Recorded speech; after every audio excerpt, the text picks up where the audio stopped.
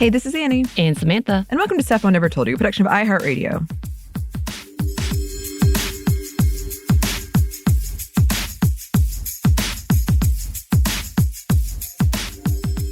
And welcome to another Monday Mini. And you know what? Anney, you recently did an episode, a Monday Mini, about the board game industry, and more specifically with women and how a sexist industry that often discredits and excludes women from being a part of this industry and criticizes women in this industry, or as you had said, says that women don't do anything interesting, and they don't include robots. It's for shame. It's for shame. Because there's so many games that I've played that have robots in them. Yeah. Spoiler exclusively. alert. I never played a game with robots in it, so I don't understand. No. It's a very interesting critique. Yeah. Sure. And in it, you mentioned the game Wingspan and the creator, Elizabeth Hargrave. And we decided that we needed it. Obviously. So we actually did buy it. Just as a reminder about this game, it was, again, created by designer Elizabeth Hargrave, and the art is done by Natalia Rojas and Ana Marie Martinez Jaramillo. I'm sorry if I said that wrong. And it's a beautiful, beautiful game. So here's a descriptor. Wingspan is a competitive, medium-weight, cards-driven, engine-building board game from designer Elizabeth Hargrave and Stonemaier Games. It is the 2019 winner of the prestigious Kinderspiel des Jahres Award, and I hope I said it right. That is not the only award that they have won. They won Game of the Year in 2019 for Diamond Climber Award, the Dice Tower Award. It looks like a German-named award. I'm not going to say it. Maybe Dutch. It also won for a Golden Geek Award for several things. The expansion also won Expansion of the Year for Golden Geek Award, American Tabletop Awards for Strategy Game of the Year, and again in 2020 the expansion for Golden Geek Award, and then it's for Wingspan Oceania expansion as well. So they've won tons of awards. When I was looking at their site, it looks like they're redoing some things because they're different bird groups. Mm-hmm. Sorry, y'all. Are taking out like Native American names for birds as well as people names for birds because it could be offensive. And so they're renaming some birds. And as that happens, I believe Wingspan is correcting their cards as well. So I don't know what that will look like or if that's already happened. But I believe it's been in the process for the last year. So I find that very commendable as well, for them to keep up with it. But it is a gorgeous game, and it continues, it says, about the game. You are bird enthusiasts, researchers, bird watchers, ornithologists, and collectors seeking to discover and attract the best birds to your network of wildlife preserves. Each bird extends a chain of powerful combinations in one of your habitats. Actions. These habitats focus on several key aspects of growth. Gain food tokens via custom dice in a bird feeder dice tower. Lay eggs using egg miniatures in a variety of colors.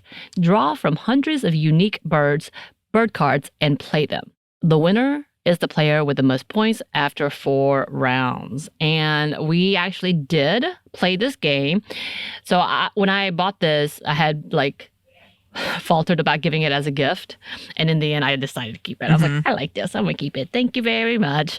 But so it was a Merry Christmas present to me. But we did take it down to Florida, and my partner's family, big game people, especially the siblings, love games. We play Catan often. We play at least 10 rounds of Uno, different types of Uno, including the really mean one, Wild, All Wilds. Y'all, if y'all get a chance, it's a brilliant, it's shorter game, but it's mean. So if you don't have a great relationship, you may not want to play this game. Or if you need to get it out, yelling out, that could be it. But we took this game, and it took us, I don't know if we were just tired. I don't know if it was just one of those moments. It took us forever to figure this game out. And to me, kind of like Catan, which is Annie's favorite game, was a sponsor at one point in time. And I guess we should put in here, none of these are current sponsors. Perhaps one day, because I would love, actually we would love to have a sit down with Elizabeth Hargraves. That would be really fun. But Like it's one of those that you have to play through to realize what you're doing. And they do have startup cards, which Anney, you didn't play because by this time my partner and I had figured it out when we played with you. So we did like go through it, had some moments. It's described as being one of the most relaxing card builder games. And I will say the times that I've played it were not relaxing, but it is fun. I think there were moments where we would just scream at each other about how relaxing we were or how relaxed we were. But it was a really fun game. It is beautifully created. Like the art is fantastic, very educational. Learned a lot about different birds. As per usual, I created my own names and my own ways of describing things on the board. So instead of calling it what it was, I would just like yell out descriptors. And once again, Anney was the only one to really interpret what I was saying. My partner couldn't even understand when only Anney could. We had moments. It's fine. It's fine. It's fine.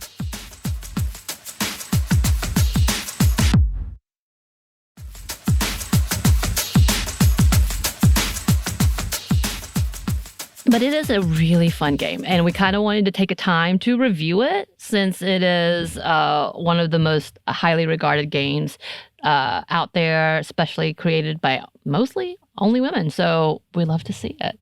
So Anney, I do want to ask, because you came in blind, you're like, what is happening? And my partner and I were kind of prepared. How did you feel from the start of the game to the end of the game? Well, it was very nice to play it with people who knew it. Because that is one of the most stressful parts, I think, of playing a game is that first time or two where you're still, I don't know how this works.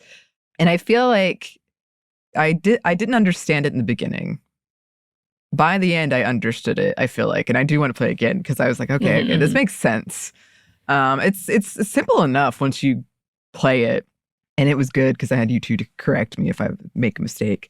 I actually think I could have won if I'd put the eggs in the right place because I wasn't looking at the bonus thing. Bonus cards really help. Yeah. So that was nice because it was good that I could play it and feel by the end like I got a pretty good grasp on it instead of still like annoyed or confused. Like, okay, I got this. I got this.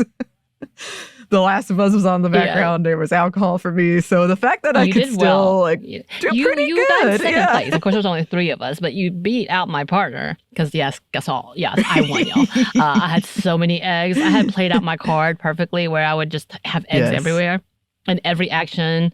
We did. Which, by the way, in the rules, it says, would you, in the unlikely event you were to run out of eggs? And we have done that 2 out of 3 times that we played this game, and the last time was with only 3 players. So I'm starting to think I might have done something wrong, but like I had built up the deck where I would get free eggs every time certain things and actions would play. So I gathered up all of my eggs. She had a lot of eggs. I had all the eggs, y'all.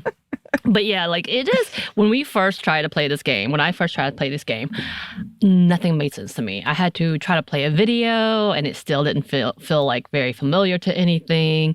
And then thank God for my partner's sister who went through it all and sat down with it and opened through it. And she really like worked through the game. And we finally, at the end of it, got it. And I had a strategy. I'm still mad about this with the bonus cards. And I like backed out thinking that I needed other things. I would have won, but I didn't. But I didn't. I was so upset. But yeah, there is strategy to the game. If you look at the bonus cards, if you look at the extra actions, like there's goals that you have per, and you get first, second, third. It is really well thought out. Like it is so well put together that as you move through it, you're like, oh, okay. This is better than I thought. This is easier than I thought. It's just knowing where to go and how to start. Because honestly, a long time ago, I want to say over a year ago, my partner knew about this game, had been reading about this game, and was like, hey, we should play this. And he got it for Steam Deck. And so we did play it. I had no idea what was going on. The playthrough went through because it kind of does it for you and tells you what you should do. And I'm like, okay. I'm going to do that. Okay. I'm going to do that. Like that. That's kind of how that went. And I had no idea what was happening. And he won and I got mad. So I was like, I don't want to play this anymore. Sounds about right. I'm not necessarily a sore loser, but between being confused and still not knowing how to play by the second round and him winning, it was like, yeah, I'm done. I'm done with this.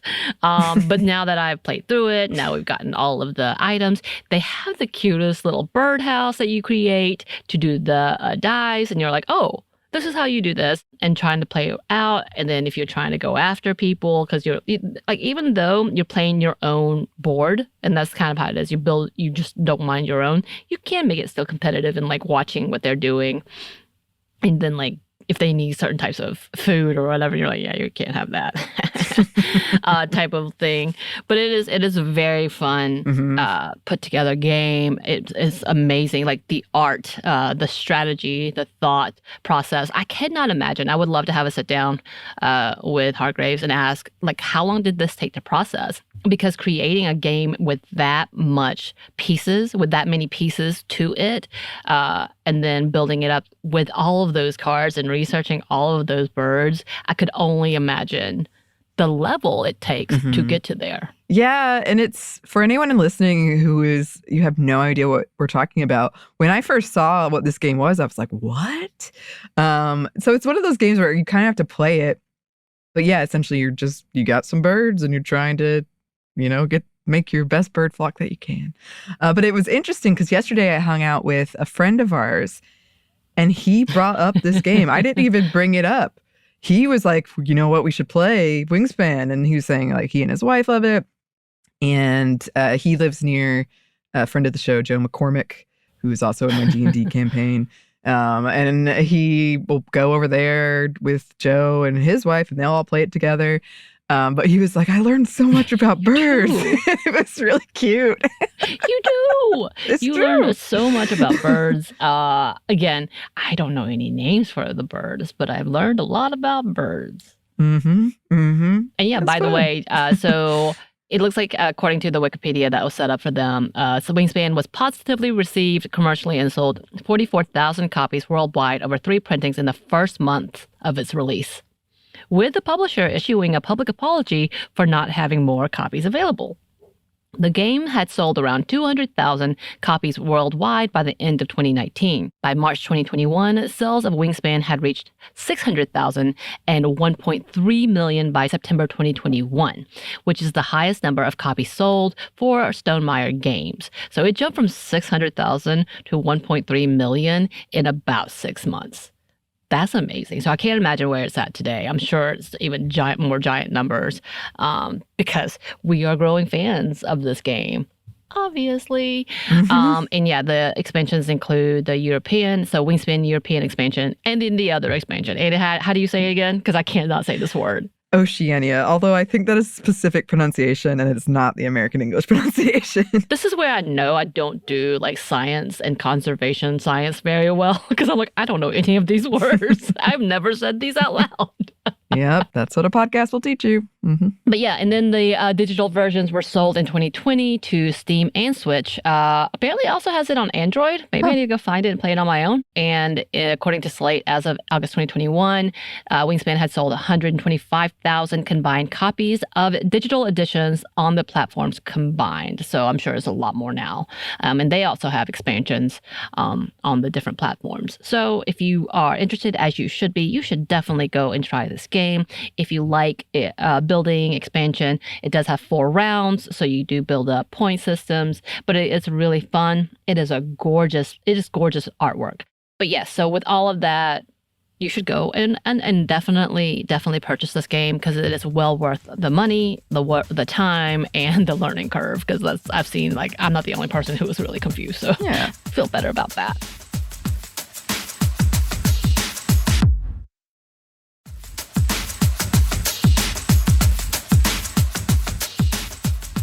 I just quickly wanted to mention a second game that we played over the Christmas because it had pretty high reviews. And I feel like, I did not know this, there is a huge community of people who love this game. And I figured out that there's like Instagram followings for this, which the game is called Dutch Blitz, which I made Anney play 1 round. We didn't make too much because it was getting late night and everybody was getting tired. And I was the only one really excited by it.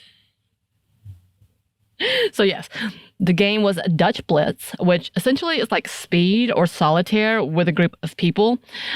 Here's something from an article written by for the strategist titled, "This card game threatens to tear my family apart, but we can't stop playing it." So they say Dutch Blitz is essentially a simultaneous play version of what the manufacturer describes as, quote, very energetic solitaire.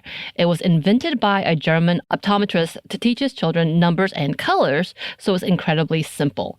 Each player selects one of 4 decks denoted by a pump, carriage, pell, or plow. They then lay out 3 groups of cards referred to the post, blitz, or wood piles. The main objective is to use your blitz pile to build as many cards in ascending order, 1 through 10, in the same respective colors as the center Dutch pile that everyone plays into. You can help clear blitz pile by moving cards, blah, blah, blah. But they have alternate between the Pennsylvania Dutch boy and girl drawings on each card. The game ends when a player has gotten rid of their blitz pile and shouts, "Blitz." And they go on to say, "I've since introduced the game to at least 10 people. I've brought it to bars and on hikes. I've ordered packs to give to friends going through tough times that involve waiting. I'll persuade my husband to play a few hands between meetings as we both work from home and are slugging through the day. The dopamine hit from a 2-minute game gives me a euphoric separation from the stress of my Outlook box." And it is. This game is intense and really goes through. My partner has a hard time with it, and I think it's because I'm pretty sure he has ADD, ADHD. So trying to watch everybody makes him anxious because he's feeling like he's trying so far behind, but he's watching everything. As for me, I love it. I grew up with speed and was very competitive with my brothers to the point like he would throw packs of cards at me when I would win. And I love to win. You know this. I love to win. Yes, but this is also from a blog called Drunken Minnow Blog. That's the name of it. And they explain, it is not Dutch. It hails from the Mennonites of Lancaster County, Pennsylvania, and the title refers to Pennsylvania Dutch, the dialect spoken there, which also isn't Dutch, but is properly known as Pennsylvania Deutsch or Pennsylvania German, though the provenance of the term is under some dispute. That, however, would make you think that these Mennonites originally came from Germany. Some of them did come from the South Germany, but in Mennonite circles, all of these ethnic Mennonites are considered the Swiss Mennonites. There are other Mennonites who came from the north and actually do have Dutch lineage, but the Dutch ones didn't make the Dutch Blitz game. And so they went into it all completely. And they go on to explain, Blitz, of course, is German for lightning. The title of the game is not reference to Nazi bombing tactics. You could be forgiven for the confusion, but it would be a very different game, and Mennonites wouldn't play it. I suppose it could be a reference to the Rotterdam Blitz, but like I said, it's not really a war game, and it's not Dutch. Keep saying this. According to the game's website, Dutch Blitz was created as an educational game to help teach children numbers and colors. Yes, we aim high in our educational aspirations. Mind you, given that colorblindness isn't all that uncommon around Amish and Swiss Mennonites, it was perhaps a very high aspiration after all. I found that interesting. And yeah, the game in itself it literally describes it on the box, a very good game. And y'all, I'm not trying to make fun of anything, but it literally GOOT game is how they put it. And it's really interesting because I didn't want to bring it up. I really enjoyed the game, but my partner's brother, who is very self-aware and talks a lot about intersectional feminism himself, kept calling at one point where you do the boy, girl. He's like, this is really gendered. This is really gendered. And it is. It is very gendered, interestingly. And it was not created way back when. It was 2006, I believe, is when it came out. So you would think that's an interesting tactic, I guess. But it was a simple way of doing it because in solitaire you do suits, so different color suits, the black and the red. So you can't really do that with this game. I guess his only thought was okay, we'll do boy, girl. And yeah, it is exactly has that Dutch outfit. Is it Dutch outfits or is it Mennonite outfits? Well, sounds like we are forgiven for being confused. But it's not. So it's a very interesting game that is really fun to play. And the other writer, the strategist, and strategist said they recently scrolled and saw on Instagram #Dutch Blitz with enthusiasts who play and show this off. And apparently there are groups that play together. They're like people that come together to play this game together. So I found that interesting because I know we talked about with Werewolf. Yeah, that has occurred. But there's groups for Dutch Blitz, and I wonder how you play that. Like that, or if they just show off what they're playing. I don't know. But it is an interesting game. I did find it interesting with the gendered things. I was like, is there specifics to this, or is it just literally like, let's just do this? I guess in, as he called it, in Mennonite culture, perhaps it's not, it's not obviously a big deal. It just is. Because I don't know about the queer culture in the Mennonite community. That's something to look into. Mm-hmm. But I did find this game interesting and also wanted to kind of talk about it as well. There is a possible drinking game with this, Anney, that the Mennonite blogger wrote. And I thought it was interesting and I wanted to kind of talk about it because he creates a drink called the Dutch Blitz. And it's Dutch Geneva gin, rhubarb soda pop, which I've seen it. I've never had it. And then you put those together in a shot glass and 1 ounce of each. And then quickly put your hand over the shot, lift up and slam hard on the table, drink while still fizzing is the directions. And it says, this drink encapsulates the sense of triumph upon finishing your deck and yelling blitz. It has bite, but also good humor. It's not a game of bitterness. The next round will begin again soon enough. And it says, I do not suggest that you drink this while playing Dutch Blitz. I feel like you just told us to, though. Yeah. I guess it's like once a round is done. Maybe. Then you do it. And but then you start can play over again. I guess so. But not during. I just thought it when he said yelling blitz, and that's what the end of the game. But okay. I guess maybe not throughout. But yeah, he added a whole drinking game. So there you go. We need options. I just need to find rhubarb soda. Yeah.